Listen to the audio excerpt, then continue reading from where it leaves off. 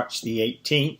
Today we're praying for the Lehman family, for Sean, for Corey, for Jonah, Micah, Isaiah, and also Destiny Thompson. And we're looking at Psalm 55. I really am enjoying going through the Psalms. I think because of the way we're doing it, it causes me just to look even more intently into all that's being said. And again today we have this psalm, a psalm of David, where David is expressing, well, we're going to look at some of the words. I mean, he's not in a good spot right here. And the problem is all these enemies, or the enemy is coming against him, and he wants to run away from the situation like we do. But what compounds the issue, the enemy is somebody who used to be a companion of his. Once again, we come to the end of it. What is our hope? It is to flee to the Lord. The Lord will help us. Listen to the words in 55 verse 4. I just want to sort of read these slow so we can hear. I mean, here is how David's expressing the way he's feeling. My heart is severely pained within me. The terrors of death have fallen upon me. Fearfulness and trembling have come upon me. Horror has overwhelmed me. Severely pained, terror, fearfulness, trembling, horror. That is not a good place to be. But here's where this man, after God's own heart, finds himself. What did David want to do? He wanted to do what I want to do and what you want to do when times get tough. Oh, that I had wings like a dove. I would fly away and be at rest. I want to get out of this problem. Verse 7, indeed, I would wander far off and remain in the wilderness. I would hasten my escape from the windy storm and tempest. Can we not relate to this? Can we not relate to the Psalms? I mean, again, sometimes as Christians we think, we gotta act holy, we gotta act like we got it all together. We can't ever admit our weaknesses.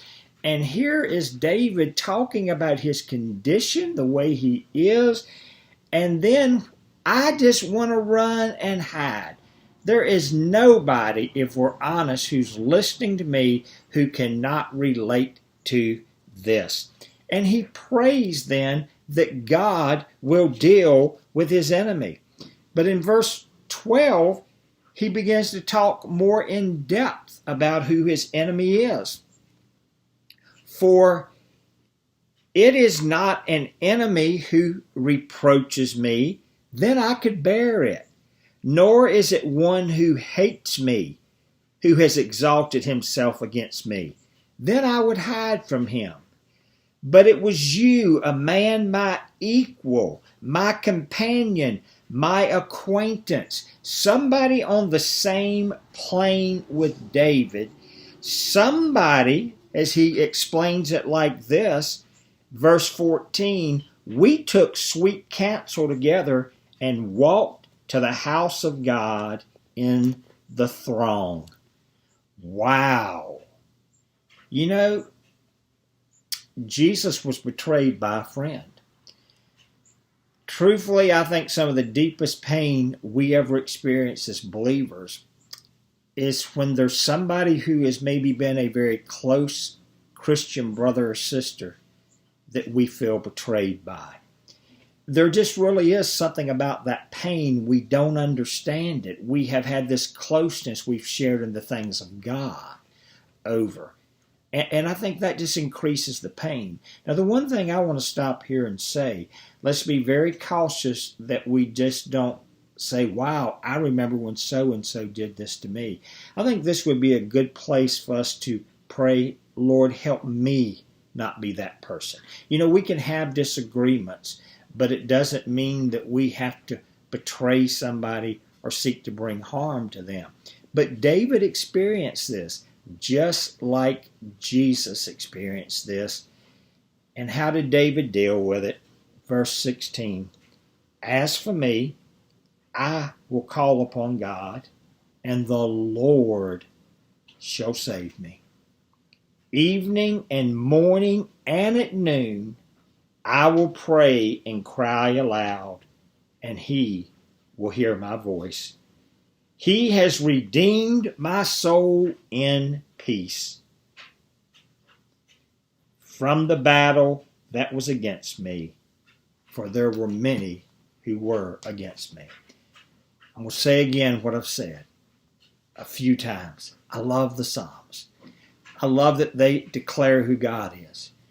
But I love that they show the reality often of the life of the one who seeks to follow the Lord. And here, where David uses those words that just like, wow, here's the way I feel.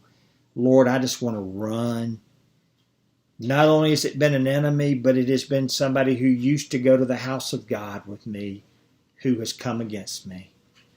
But Lord, today, in the midst of my fear, my terror, being overwhelmed, I look to you. I cast my burden on you. You know what? I think maybe I left out that very last verse that was very important here. Yes, verse 22, cast your burden on the Lord, for he will sustain you. He will never permit the righteous to be moved. So today, while you may be in this spot, no, you're not alone. The Bible talked about it, and Jesus went through it, and he will sustain us as we go through the times where we want to flee the situation. I hope this psalm has been of help and will be an encouragement to you.